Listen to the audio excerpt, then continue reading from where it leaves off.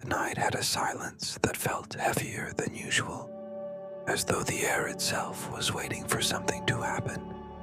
In the distance, the faint hum of traffic on the city's main road barely reached the old school building where I had chosen to spend my evening. It was exam season, and for students like me, the library had become less of a resource and more of a sanctuary. My name is Aisha Malik. At 17, I was the kind of student who lived more in books than in reality. With final exams looming over me like a storm cloud, the library was the only place that offered comfort, a place where pages turned louder than my thoughts, and where silence wasn't suffocating, but productive. The school had extended library hours for the first time in years. Normally, it closed at 5 p.m. sharp, but with exams approaching, the administration allowed students to study until 11 at night. Most of my classmates preferred the comfort of their homes, but not me. My house was close to the school, just a 15-minute walk, and filled with distractions I couldn't afford. So, I stayed behind. That evening, I arrived around 6. The sky was already turning a dim shade of purple, the kind of twilight that makes shadows stretch unnaturally long. Inside, the library was cool and smelled faintly of old paper and polished wood. Fluorescent lights flickered above, humming softly as I set my books on a desk near the far corner. Hours slipped away without my noticing. Notes filled page after page, my pen moving like a machine. My mind swam with formulas, historical dates, and paragraphs of literature analysis. The silence around me grew thicker. By the time I looked up from my notebook, the clock above the entrance showed 10:05 p.m. A cold realization washed over me. I had never stayed this late before. By 8 o'clock, there were usually a few stragglers, students like me, stubbornly fighting drowsiness. But now, the library was deserted. Every table was empty, every chair neatly tucked in, as though I'd been the only one there all along. The shadows between the shelves seemed darker, heavier, pressing inward. I told myself it was fine, just 15 more minutes. 15 minutes to finish revising a few chapters. Then I would back up and leave. That's when I heard it. A sound. Not loud, not clear, but distinct enough to send a chill racing down my spine. It was the shuffle of footsteps, slow, dragging footsteps, moving just outside the library door. I froze, pen still in my hand. The sound stopped. The silence returned, thicker now, like it was watching me. My heart began to hammer in my chest. Probably the janitor, I whispered to myself, though my voice sounded foreign, brittle. Or maybe another student. I tried to focus again, but my hands were trembling. The pen slipped slightly, leaving an ugly ink smear on my notes. Then the sound came again. Shuffle, drag, shuffle. Closer this time. I slammed my notebook shut, shoved everything into my bag with clumsy hands, and stood. The air felt colder near the door, as though something beyond it carried winter on its back. For a moment, I thought I saw the handle twitch, but when I blinked, it was still. Enough was enough. I wasn't staying another second. I pushed the door open, stepped into the hallway, and instantly regretted it. The corridor stretched long and narrow, lit by weak yellow bulbs that buzzed faintly.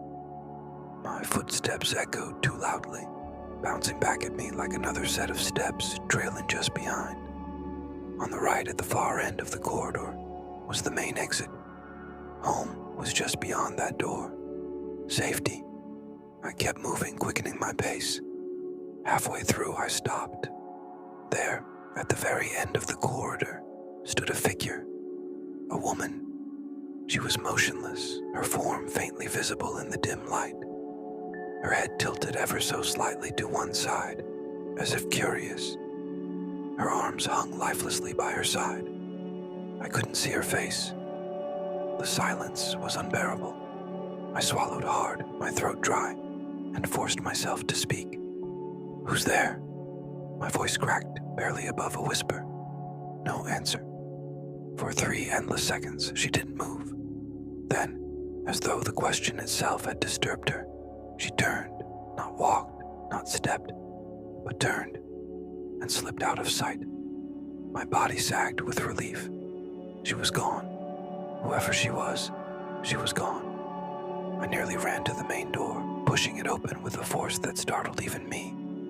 The night air hit me like a slap, cool, damp, carrying the faint smell of rain on concrete. But something was wrong. The street outside was deserted.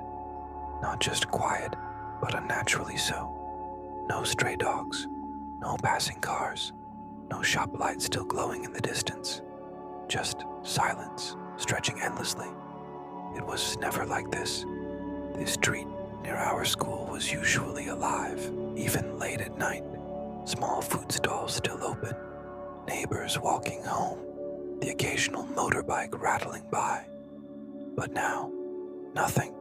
I gripped my bag tighter and lowered my gaze, forcing myself to walk, step by step, eyes fixed on the ground. If I didn't look around, maybe the feeling of being watched would fade. That's when I saw it.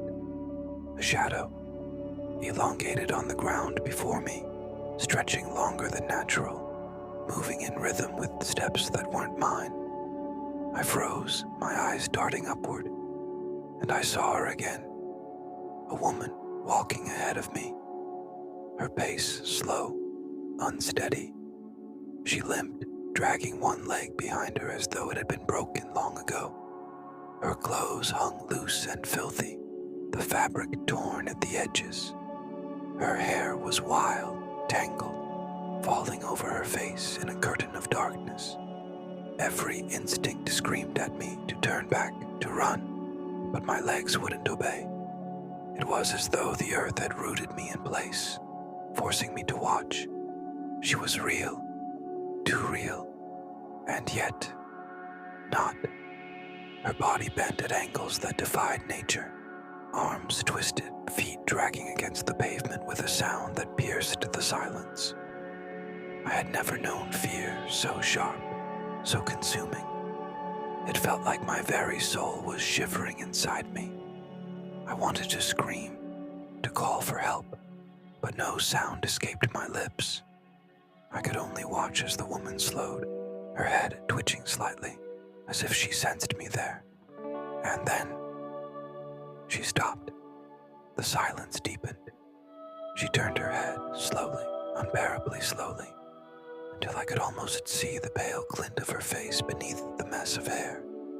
And then, in a voice that was neither loud nor soft but impossibly hollow, she whispered, "Are you lost?" Her words lingered in the air like frost, slipping into my ears, sinking deep into the marrow of my bones. "Are you lost?" The question was so simple, so human, yet nothing about it felt human at all. The syllables were dry, fragile, as though her throat had never known water, as though she had dragged those words up from the hollow of a grave. My mouth opened, but no sound came. My lips trembled. The woman stood still, frozen mid-step. Her head was still tilted toward me, though her hair veiled her face. I couldn't see her eyes, but I could feel them, burning, invisible, piercing me with the weight of something ancient and merciless. Then she began to move, not toward me, not away, just sideways. A slow, jagged glide, as though she was stitched to the air itself. Her limbs jerked in sharp angles, each movement wrong, each step accompanied by the dry scrape of her heel, dragging against the pavement. I staggered back, nearly tripping over my own feet. My heart was thunder in my chest. I'm going home, I managed to whisper. My voice sounded like a plea, a confession. She stopped. For a moment, silence returned. My lungs burned with the effort of holding still, of waiting. Then, with a sound so faint I almost mistook it for the wind, she laughed. Not a loud laugh, not a shriek, but a shallow, broken laugh, like air forced through shattered glass. I bolted. The road stretched endlessly before me. My footsteps echoed against the dead silence of the night. Every shadow seemed to reach for me. Every street lamp flickered as I passed, casting fractured shapes across the ground. But no matter how far I ran, I could hear it. The drag, the shuffle, her footsteps, always behind me. Never closer, never farther, just there. I turned corners, darted into side streets, desperate to shake her off.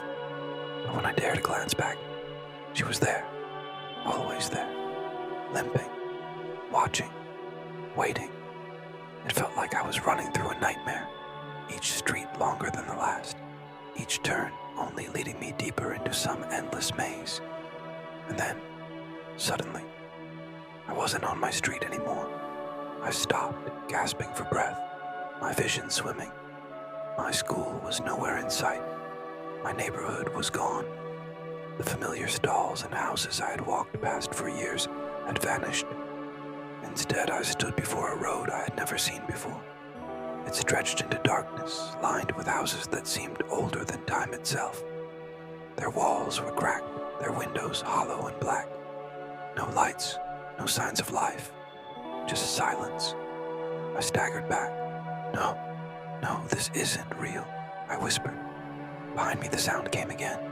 Shuffle, drag, shuffle. I didn't turn. I couldn't. I forced my legs to move, to follow the road before me. Each step echoed louder than the last, bouncing off the crumbling houses that loomed over me like silent sentinels. The air grew colder. My breath came out in white clouds. My hands shook as I clutched my bag against my chest, as if the weight of books inside could protect me from whatever had claimed the night. Somewhere in the distance I heard a whisper, faint, female, the same voice as before. Don't run. I broke into a sprint. The houses blurred past me, their windows watching, their doors gaping like open mouths. My shoes pounded against cracked pavement, every step heavier than the last. The whisper grew louder surrounding me, coming from everywhere at once. Don't run. Stay. Stay. I couldn't stop. My body moved on instinct alone, driven by terror so deep it drowned every rational thought. Then I saw it. At the end of the road stood a house larger than the rest. Its frame was crooked, its roof sagging, yet its presence was undeniable. Unlike the others, its windows weren't empty. They glowed faintly, pale, sickly yellow light spilling from within. The only light in this entire place. My lungs screamed for air. My legs burned. I had no choice, whether run into the glowing house or let her catch me. I chose the house. The door creaked open as though it had been waiting for me. I stumbled inside, collapsing onto the dusty wooden floor. The smell hit me instantly. Mold, decay, and something metallic like rust or old blood. The door slammed shut behind me. The sound echoed through the house, and with it, silence fell again. For a moment I thought I was safe. My chest rose and fell rapidly, my heart hammering against my ribs. I pressed my palms against the floor to steady myself, but they came away damp and sticky. In the faint light, I saw smears of something dark staining the wood. Blood. I staggered back, my breath caught in my throat, and then I heard it, not outside, not behind me, but upstairs. Footsteps, slow, deliberate, pacing across the ceiling. I tilted my head up, staring at the cracked plaster above. The sound grew heavier, louder, till dust rained down with each step. My body screamed to run, but where? back outside into the streets where she was waiting, deeper into the house where something else prowled. The choice was unbearable. Then, a whisper slid down the walls, curling into my ears. "You're home now." The whisper coiled around me like smoke, sinking into my skin. "You're home now." Number. I wasn't home. My home was 15 minutes from school, a small brick house with flickering yellow lights in the windows. My mother waiting with a cup of tea. This place wasn't mine. This house belonged to someone or something else. The footsteps above creaked again, slow, patient, as though whatever was upstairs knew I had nowhere else to go. I pressed myself against the nearest wall, my bag still clutched in trembling hands. My books pressed into my chest, heavy and useless. I stared at the door I had entered through, closed. I hadn't touched it, hadn't locked it, but it was shut so tightly that it might as well have been welded to the frame. I forced myself toward it, legs shaking, heart clawing at my ribs. My hand closed around the doorknob. Cold, so cold that it burned. I twisted, pulled, shoved my shoulder into the wood. The door didn't budge. That's when I felt it. The air behind me shift, the weight of unseen eyes pressing against the back of my skull. I turned. The hallway stretched deeper into the house, longer than it should have been. Dim yellow light flickered from oil lamps mounted on the walls, though I hadn't seen them before. Their flames danced, shadows writhing like living things. The floorboards creaked, not under my feet, but somewhere ahead. A second set of footsteps echoed faintly, keeping time with the ones above. Trapped. I had no choice but to move forward. The hallway seemed endless, the walls pressing closer with every step.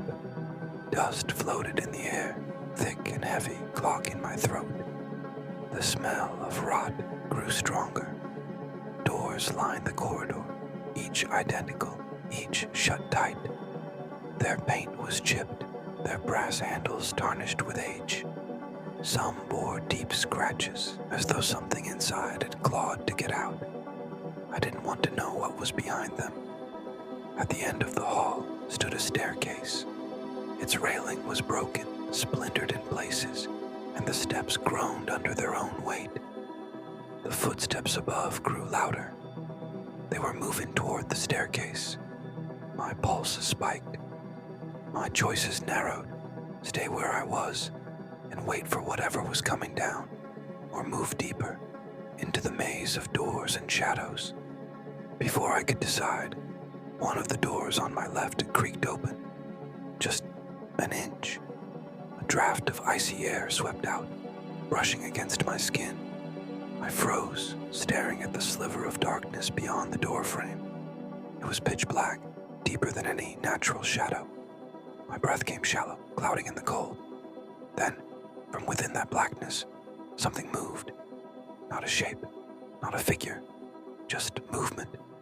A ripple, like liquid stirred by an unseen hand. A whisper slid out, low and broken. "Aisha." My blood froze. No one here should know my name. The door creaked wider, the whisper growing louder, more insistent. "Aisha, come in." I stumbled back, shaking my head violently. "No, no." My voice cracked in the silence. The floor above groaned, and I heard it again. The dragging step, the shuffle, descending the stairs. Panic surged through me. I darted forward, past the half-open door, past the whispers clawing at my name, and seized the railing of the staircase. Up or down, down. The stairs curved into darkness below, leading deeper into the house. Every instinct screamed that it was the wrong choice, but the footsteps above had already reached the landing. I could hear them now, just a few feet away. I fled downward. The basement smelled of damp earth and mildew. My shoes squelched against the stone floor, slick with moisture. The air was colder here, thick and wet, clinging to my skin. A single light bulb swayed from the ceiling, its weak glow casting jittering shadows against the walls. The room was filled with objects I couldn't make sense of at first. Broken furniture, shattered mirrors, and piles of old books. But then I saw them. Photos. Dozens of them. Hundreds. They covered the walls, tacked up with rusted nails, strung along with twine. Each photo showed a student. Different faces, different uniforms, all staring at the camera with vacant expressions, their eyes strangely unfocused. My stomach twisted as I recognized some of them. Classmates, seniors who had graduated years ago, even teachers. All of them were people from my school. I staggered closer, my fingers trembling as I reached for one. It was damp, the edges curling, the ink smudged. The girl in the picture was smiling faintly, her face familiar. I had seen her photo in the school's memorial hall, a student who had died in an accident long before I enrolled. My chest tightened.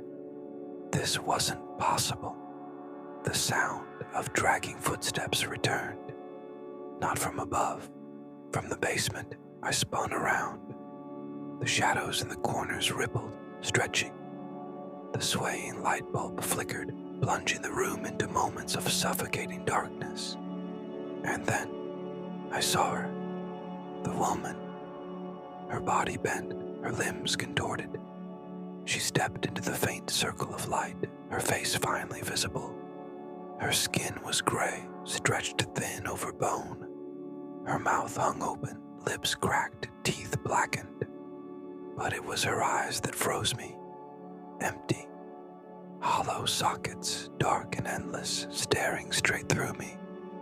Her voice scraped against the walls, every word like broken glass. They all stayed. You will too.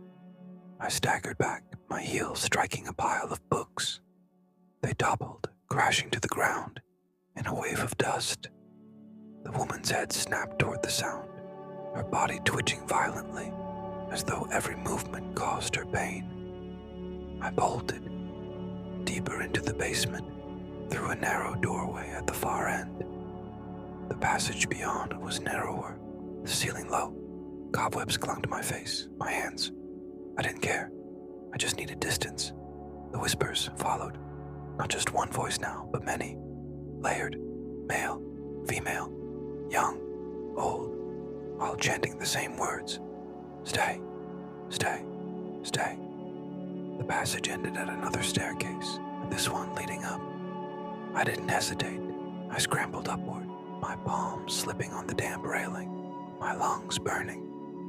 When I burst through the door at the top, I found myself back in the corridor I had first entered. Only it wasn't the same. The doors were all open now, and from each doorway, shadows leaned out, faces pale and twisted, eyes hollow, mouths moving in silent screams. My body went cold. I was no longer a guest in this house. I was prey. The corridor stretched out like a throat, every open doorway gaping like a hungry mouth. Shadows writhed inside them, whispering in voices I half recognized. Voices of classmates, teachers, maybe even strangers I'd passed in the schoolyard. My knees trembled as I staggered forward. My bag slipped from my shoulder, spilling books across the floor. Their covers slapped the wood like muffled gunshots, but I couldn't stop to pick them up. The whispers surged louder, overlapping. Stay! Don't leave! You belong here. I pressed my hands to my ears. Shut up! I screamed. My voice echoed down the hallway, swallowed by the house. A door to my right slammed shut on its own. Another swung wide, its hinges shrieking. A gust of stale air rushed out, carrying the stench of rot. And then I saw it. At the end of the hall, a faint glow. Not warm or inviting, more like the dull orange of a dying fire. Drawn by instinct more than choice, I moved toward it. My shoes clicked against the warped boards, each step an effort. The glow came from a room at the very end, a library. Not like the one at school, this was older, grander, though long abandoned. Shelves sagged under the weight of dusty tomes.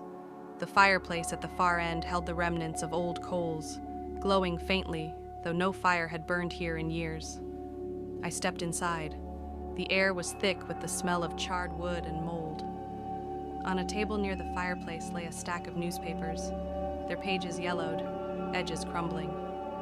My hand shook as I reached for the top one, brushing away the dust. Local tragedy. Mother and child perish in flames. The headline struck me like a blow. My eyes scanned the text beneath. Residents of the Ashbury district were shocked yesterday evening when a sudden blaze consumed the home of Farah Malik and her 9-year-old daughter. Neighbors reported hearing screams before the roof collapsed. Though firefighters attempted to reach them, both bodies were found together in the remains of the basement. Witnesses say Mrs. Malik was last seen clutching her daughter, refusing to let her go even as the flames surrounded them. I dropped the paper, my chest heaving. Farah. That name, why did it feel so familiar? I had heard whispers of it in school, old rumors traded between students when teachers weren't listening. Some said a woman had once haunted the school grounds, searching for her lost daughter.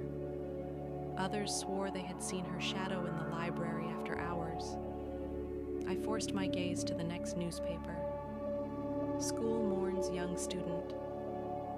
The photo showed a girl, round cheeks, bright eyes, a ribbon in her hair. The caption named her Nadia Malik. My stomach turned to ice. Nadia, Farah's daughter. She had been a student at my very school decades ago. I remembered now. Her picture was in the old memorial corridor, the one we all hurried past without looking too closely. I pressed the paper back onto the table, my hands trembling so badly the pages rattled. The whispers returned, softer now, threading through the cracks in the walls. She wanted her back. She never left. She waits. I turned toward the fireplace. The faint glow of the coals brightened suddenly, flaring with unnatural light. Flames leapt upward, though no wood fed them. The fire hissed, crackled, then roared, filling the room with searing heat. And within the flames, faces, dozens of them, screaming silently, mouths wide, eyes hollow. One face leaned closer, pushing through the fire. The mother, her charred skin peeled, her hair burned away, yet her hollow eyes bore into mine with unbearable intensity. Her voice crackled like burning wood. You took her from me. I stumbled back, shaking my head violently. No! I don't even know her. The fire hissed, spitting embers across the floor. The woman's skeletal hand stretched toward me, reaching through the flames.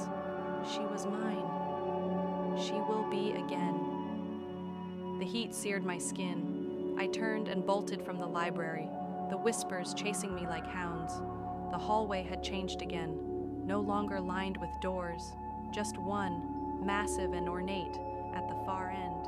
Its wood was carved with twisting shapes, vines, serpents, faces frozen in agony.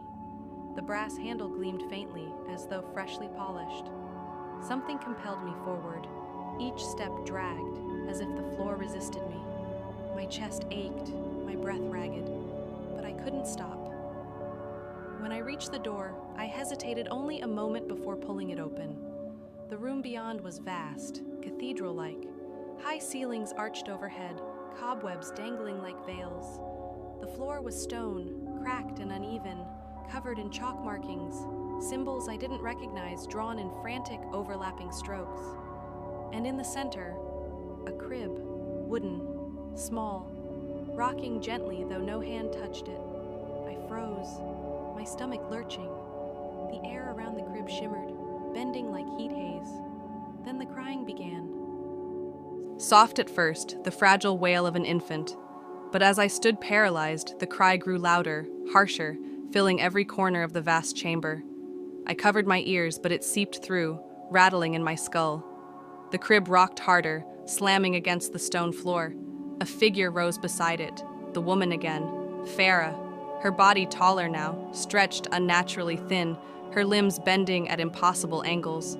She cradled something against her chest, something small, wrapped in filthy cloth. Her voice sliced through the crying. "She needs a sister?" I shook my head violently. No, leave me alone." The cloth bundle writhed in her arms. A tiny hand poked free, skeletal, gray, its nails black. The woman stepped toward me, her head tilting unnaturally, her mouth widening in a jagged grin. "You'll stay. You'll keep her company."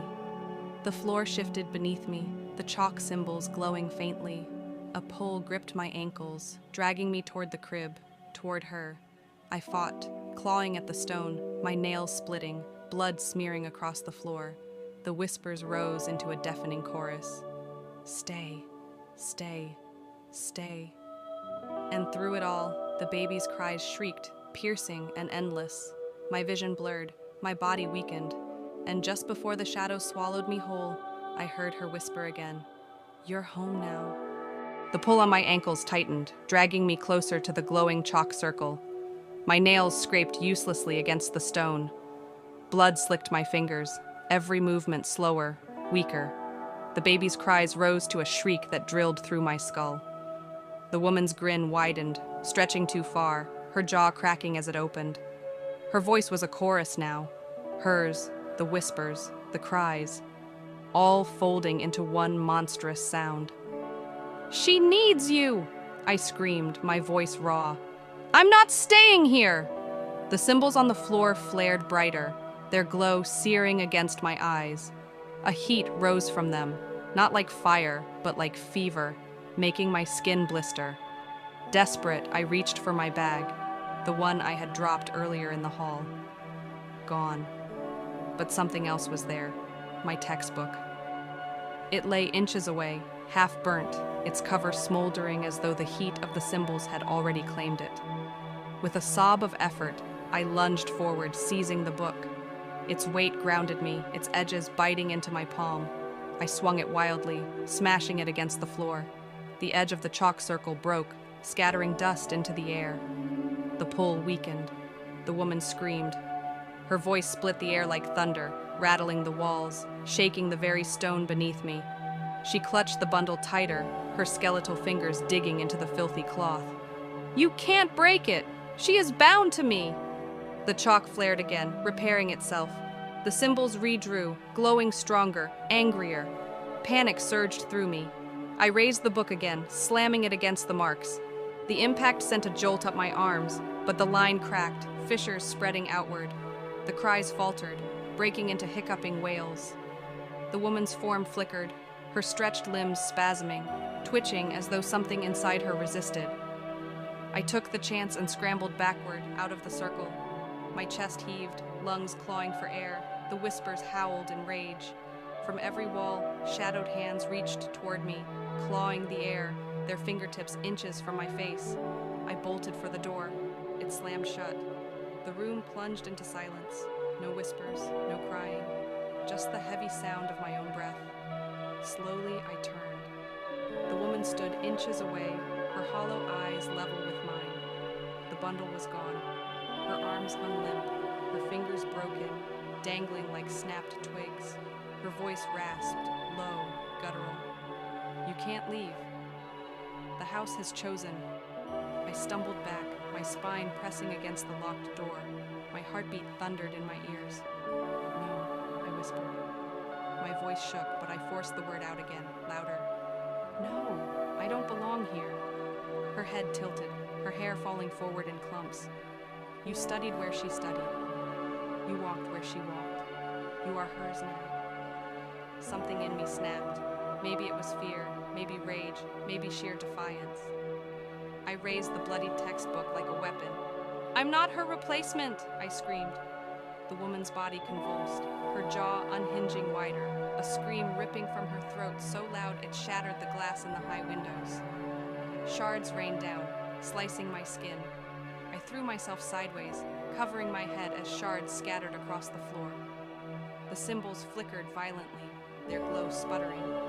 Through the chaos, I saw it. The crib. It still rocked, though empty now.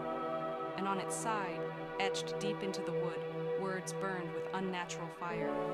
Ashes to ashes, blood to blood, the ritual. This wasn't just about grief. This was a binding, a cycle. The mother, the daughter, the chosen. I understood then. Every photo in that basement, every student whose face had been preserved, every whisper in the walls, they had all been pulled into her obsession, into her endless search for the child she had lost. And now, it was my turn, unless I broke it. But how? My gaze darted to the fireplace in the far corner. Though we weren't in the library anymore, I could still smell the smoke, the faint burn of ash. Fire. That was how they had died. That was how this had begun. Maybe that was how it had to end. The woman lunged at me, her arms snapping forward with inhuman speed. I rolled across the floor, the textbook flying from my grip. My hands scrambled against the stone until they found a jagged shard of glass. I slashed it across one of the glowing symbols. A scream erupted, not from her throat, but from the house itself. The walls groaned, dust and plaster raining down. The woman staggered, her form flickering, blurring.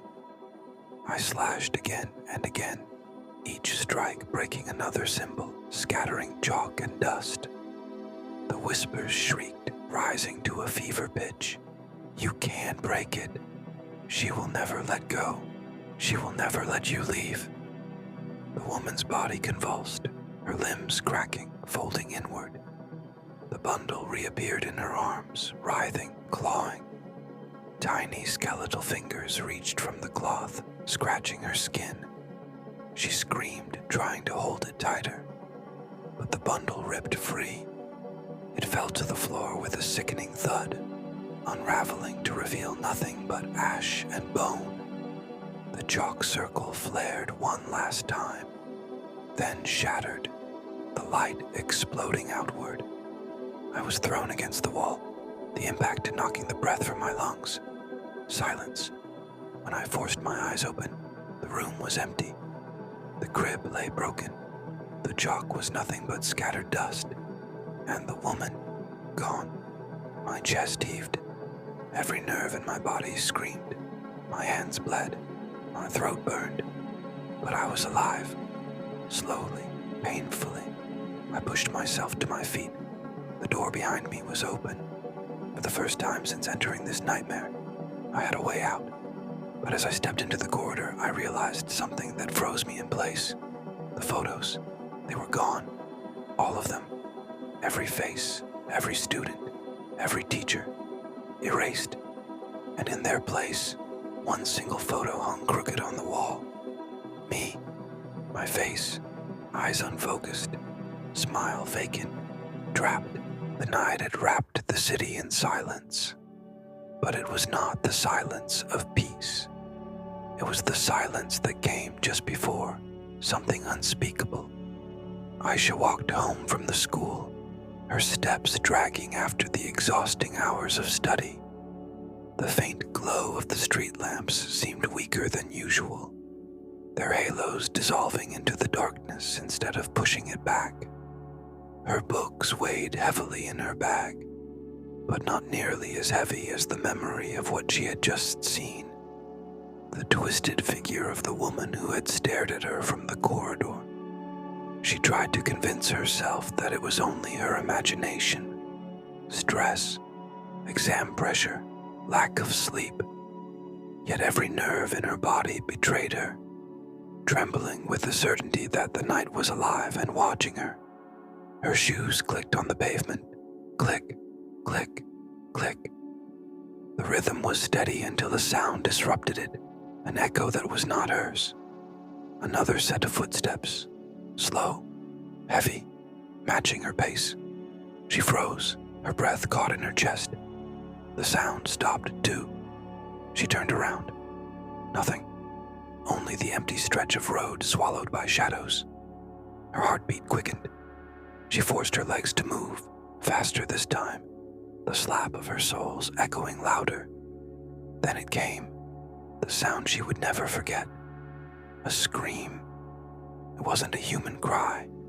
It was something torn out of the depths of suffering, raw and jagged like shattered glass scraping against her soul.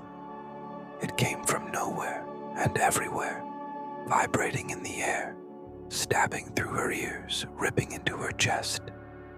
Her knees buckled under the force of it. Books spilled from her bag, scattering across the ground, but she couldn't even bend to pick them up.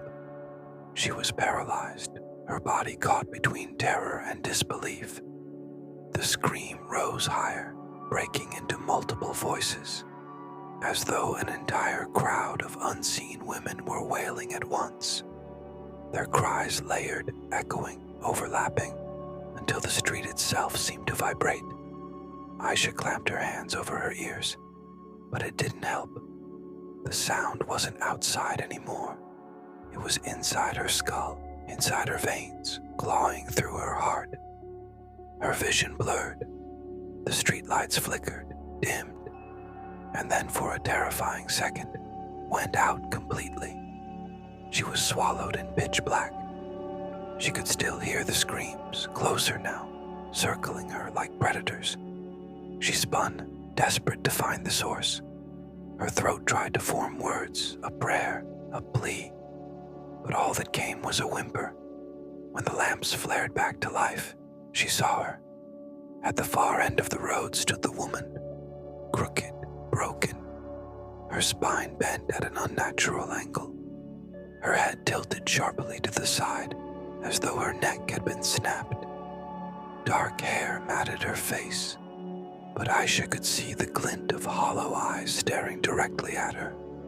The woman's mouth was wide open, far wider than any human mouth could stretch, and the scream pouring out was no longer sound. It was force. A wave of invisible pressure slammed into Aisha's chest, stealing her breath, shoving her backwards. Her legs gave way. She fell hard onto the cold asphalt, her palms scraping against the rough surface.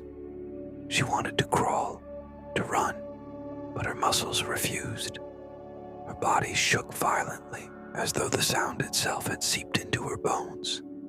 The woman's figure flickered like a dying flame, one moment far away, the next closer, then gone, then suddenly right in front of her. The scream shifted. It became words, fractured and inhuman. "She's mine. Give her back. She's mine." Aisha's heart nearly burst. She realized with sickening clarity that the spirit wasn't just screaming into the night. It was screaming at her, claiming her. Her vision darkened at the edges. The sound grew distant, as though she were being pulled underwater. Her body sagged against the ground, heavy and useless. The last thing she saw before her consciousness slipped was the woman bending over her, face hovering inches from her own, mouth still gaping in that eternal scream. Then, nothing. Silence. Darkness. Aisha didn't know how long she was gone. When her eyes fluttered open, the night was still, and the screams had vanished as though they had never been. The streetlights hummed softly above her. Her books still lay scattered. Her body was damp with cold sweat. For a moment, she thought it was a nightmare, but then she saw the mark. On her wrist, etched into the skin like a burn, was the faint outline of a handprint, too small to be the woman's, child's. Before she could even react, a voice echoed faintly in the wind, this time soft, but clear enough to turn her blood to ice. "Mommy," Aisha screamed. The morning after the scream was strangely bright, as if the sun were mocking Aisha's sleepless night. She sat in her room, hands trembling as she poured tea into her cup. The faint mark on her wrist still burned, the outline of that tiny hand imprinted like a memory that refused to fade. Every time she looked at it, her chest tightened.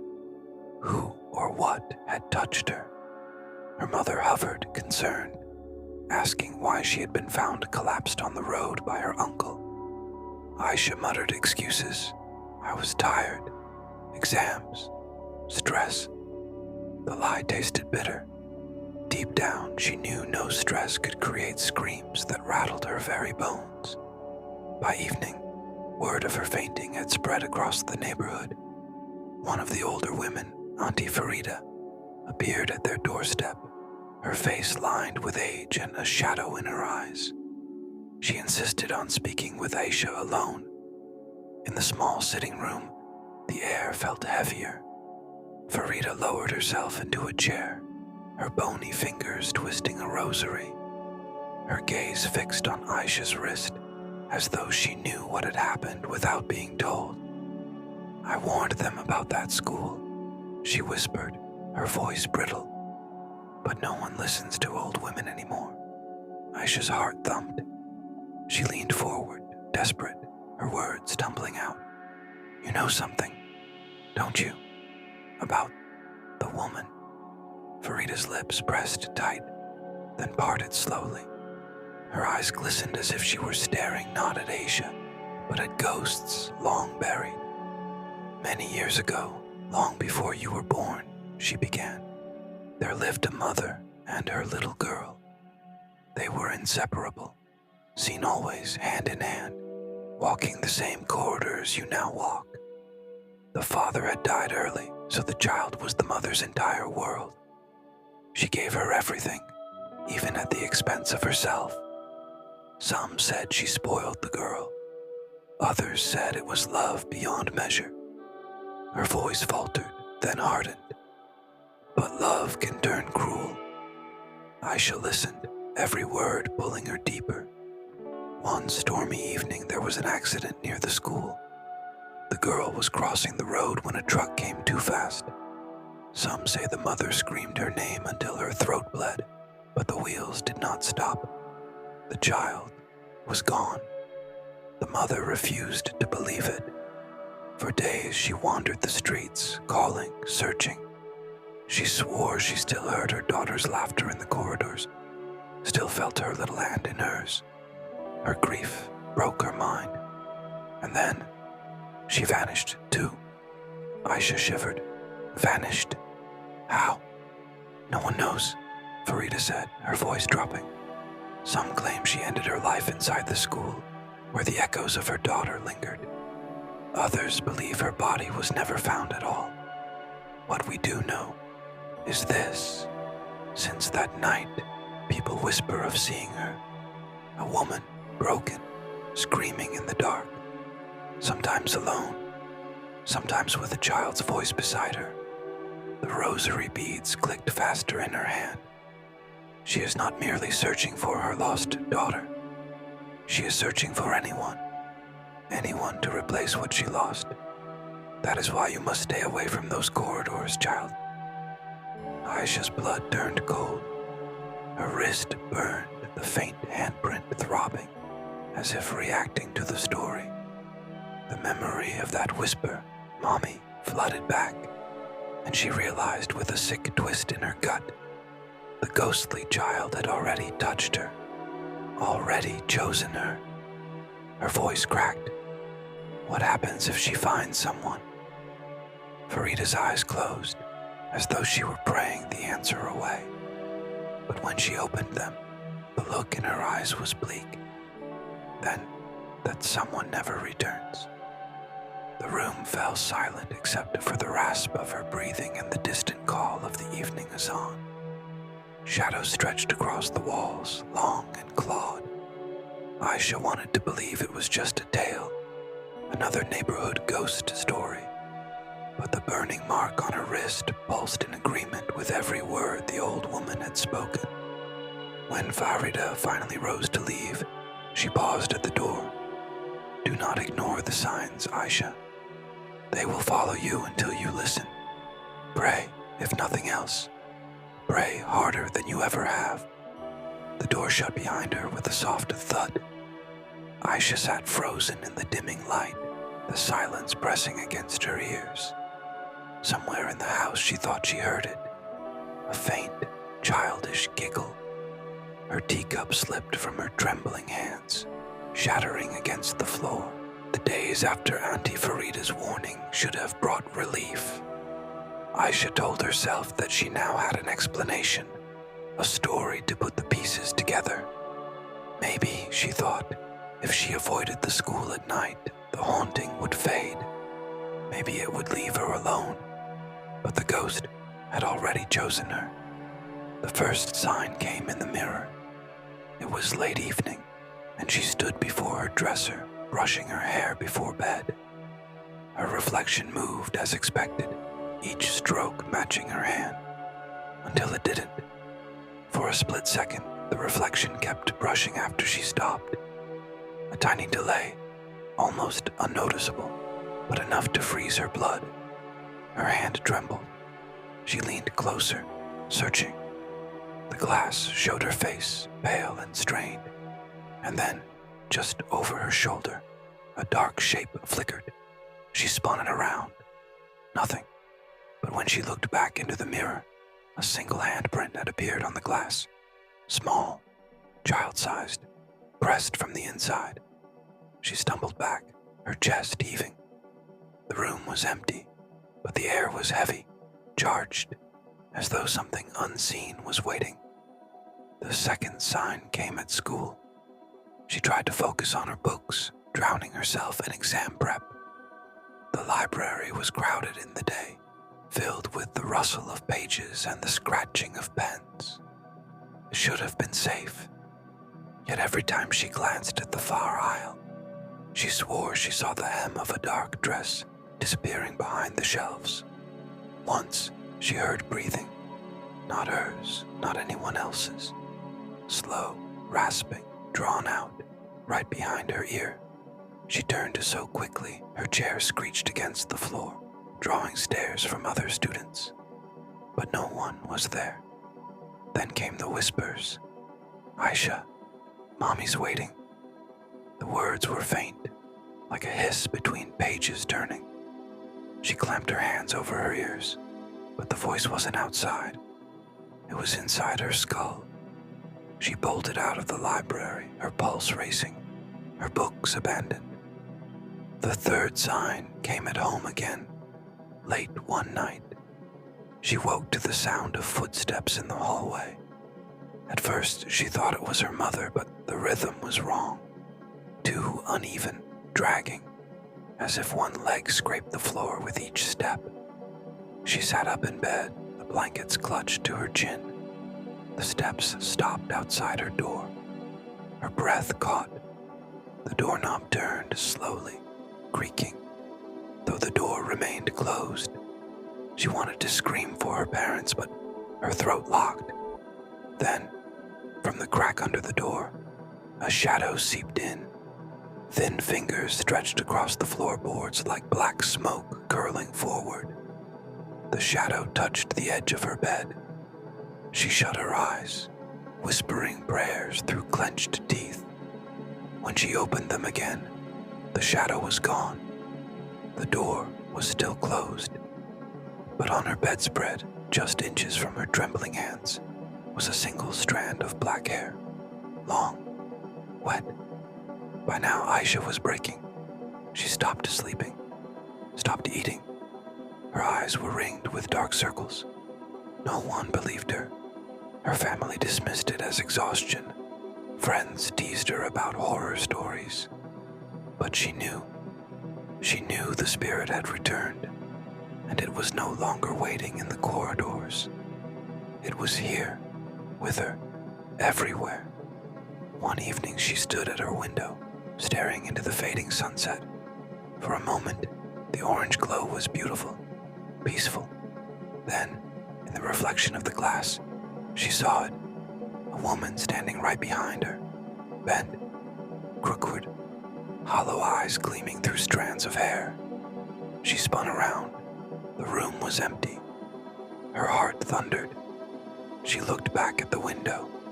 The figure was still there.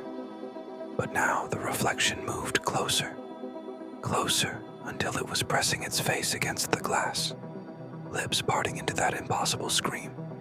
Yet no sound came. Aisha collapsed to the floor, trembling violently, unable to tear her eyes away. And then, a second reflection appeared. A child, standing beside the woman. Small, frail, eyes dark pits of emptiness. Its tiny hand pressed to the glass, leaving behind that same handprint she had seen on her wrist. The child's mouth opened, and this time, the whisper reached her ears. "Mommy, we found you." Her scream echoed through the house, loud enough to wake the neighbors. But when her parents rushed to her room, they found her curled in the corner, clutching her wrist, sobbing uncontrollably. The window was clean, the mirror untouched. Only Aisha knew what she had seen, and only she knew it wasn't going to stop. The library had always been Aisha's sanctuary, a place where silence meant safety. But now, silence itself had turned into a weapon. Every creak of the wooden shelves, every rustle of an old page felt like whispers in the dark. Yet it was the only place where she thought she could find answers. Armed with the determination and a growing sense of dread, she slipped into the restricted archives, the section of the school where no students were allowed. The door groaned when she pushed it open, as if protesting her presence. Dust floated in the air, disturbed after years of stillness. The shelves here were lined with Ophelies and records, forgotten newspapers, faded photographs. She traced her fingers along the spines, her breath shallow, her ears straining for sounds that didn't belong. At the far end of the room, she found a box marked Incidents, 1970s to 1980s. She pulled it open. The first article she unfolded was yellowed with age. It told of a tragic accident near the school. A child struck down by a speeding truck. The date made her shiver. It matched the very street where she had collapsed just days before. Her eyes devoured the words, but it was the accompanying photograph that froze her blood.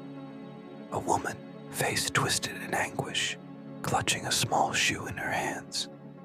Her hair was wild, her dress torn. The caption read only, "Local woman mourns after fatal accident involving daughter." Aisha's hands trembled. She flipped to the next paper. It described the mother's descent into madness. Neighbors reported hearing her screaming at night, calling for her daughter in the corridors of the school, where she once worked as a cleaner.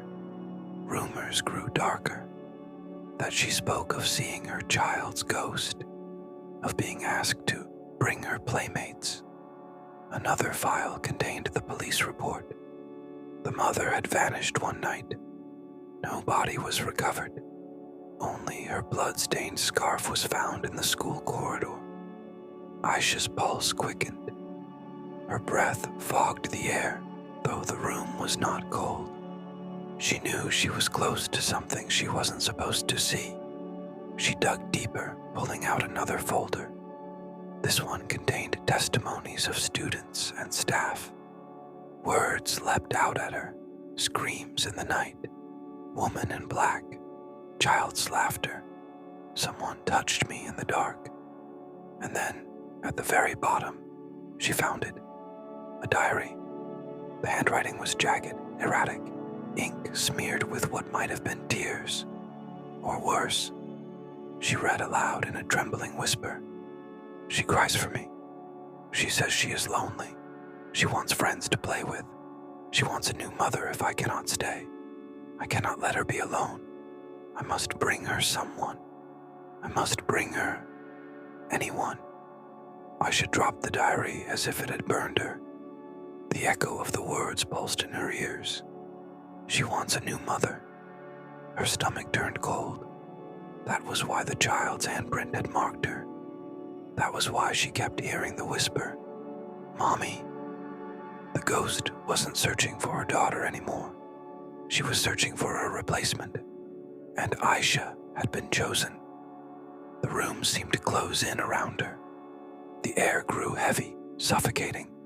Somewhere in the shadows between the shelves, a faint sound began. A giggle, high-pitched, childlike. Her eyes darted to the dark corner. The giggle grew louder, closer, echoing against the shelves. She stumbled backward, clutching the desk for balance. Her pulse hammered in her throat. Then came another sound, the scraping of a foot, dragging across the floor. Slow, deliberate. The woman's voice followed. A rasp. Bring her to me. Aisha bolted, slamming the box shut, scattering papers across the floor. She ran down the corridor, her breath ragged, her footsteps thunderous. But the voice followed, growing clearer, layered with the child's giggle. She pushed through the library doors and into the open hall, chest heaving. The silence was oppressive, pressing against her like unseen hands. At that moment, she knew there was no escape. The ghost had chosen her, and now the hunt was no longer confined to corridors or shadows. It was inside her mind, inside her very skin, and the next time she faced the spirit, it would not be whispers or reflections. It would be the final claim. The air inside the school felt different that evening. Thicker, heavier, charged with something unseen. Aisha stood at the entrance, staring up at the towering building. The windows reflected nothing but darkness, yet she swore she saw movement behind the glass. She had promised herself she wouldn't return, but the whispers had followed her everywhere, echoing in the silence of her bedroom, murmuring from behind mirrors, coiling around her when she tried to sleep. The child's giggle, the woman's dragging footsteps. They were not confined to the school anymore. If she didn't face it tonight, she knew it would never stop. Clutching a flashlight in one trembling hand, she stepped inside. The school was deserted. Her footsteps echoed too loudly, bouncing back at her like mockery. She passed the classrooms, the bulletin boards, the stairwell.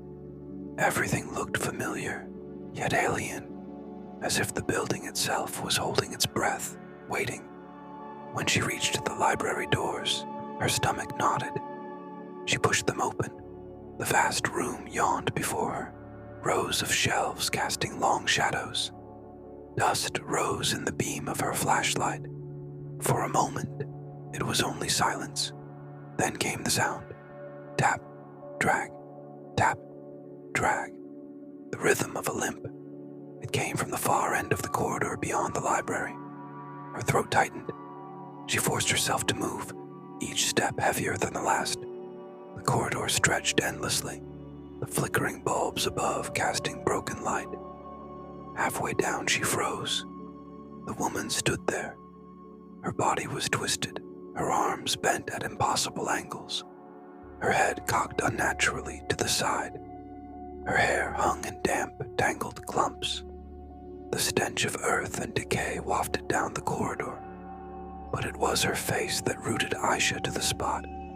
Pale, hollow-eyed, mouth stretched into a grin that was more pain than joy. And beside her, small footsteps pattered, a shadow, shorter, moving in jerks. A child. Aisha's heart slammed against her ribs. She raised the flashlight, the beam trembling wildly. The child's face flickered into view. It wasn't fully formed. Half of it was flesh, the other half shadow, as if the ghost of the little girl could never fully return. Her hand reached out, small and pale, and her lips formed a single word. Mommy. Aisha staggered back. I'm not your mother, she whispered, her voice cracking. I can't be. The woman lurched forward, dragging one leg, her nails scraping the wall as she passed. The sound was unbearable, like claws on glass. You will be, the woman hissed. Her voice was layered as though 1,000 echoes spoke through her. A cold wind howled through the corridor, extinguishing the flickering lights one by one. Darkness closed in. Aisha's flashlight sputtered and died. She was swallowed whole by blackness. Her breath quickened. She spun, searching for an exit, but the corridor seemed endless, shifting around her. Every direction led deeper into the dark. The whispers grew louder, circling her. The child's giggle, the woman's rasp, and then hands. Cold, skeletal fingers brushed against her arm. Another grabbed her shoulder. She screamed, thrashing, trying to break free. But the darkness pressed closer, suffocating. Her mind reeled with fragments. The diary's words, the scream on the road, the handprint on her window.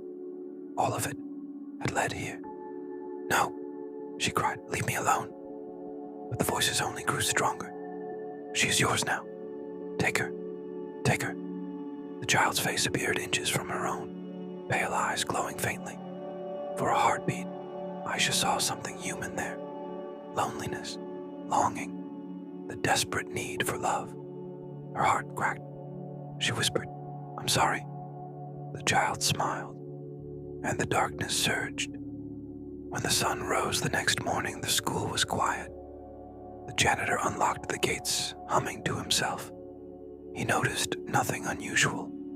The library was in order. The corridors were still. But if one listened closely, deep in the silence of the hallways, there was a faint echo. Footsteps, a girl's laugh, and the soft, dragging sound of a woman following close behind. The corridor had a new secret now, and it whispered a different name. Aisha's.